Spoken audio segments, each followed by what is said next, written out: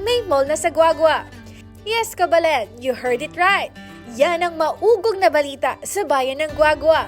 Itatayo na ang kauna-unahang mall sa mismong palengke ng bayan. Isang mall na magbubukas ng oportunidad tulad ng trabaho.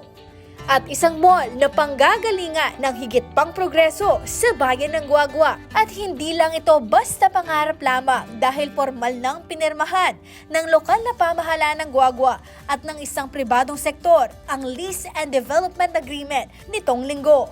On this public-private partnership program for almost a year, and we're very happy that finally nag-materialize po, itong proyekting ito. And I know that this will bring employment and more business in our town, and we look forward na magiging partner natin sila ang Victory Mall sa development po ng ating bayan.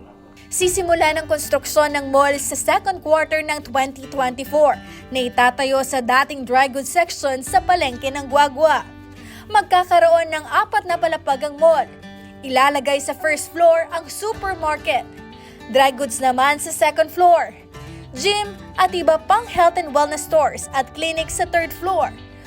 Bukod pa dito, may higit 100 parking slots ding itatayo sa fourth floor. Sa mga Tiangge, if possible, since yun yung market natin, Mayor, di ba?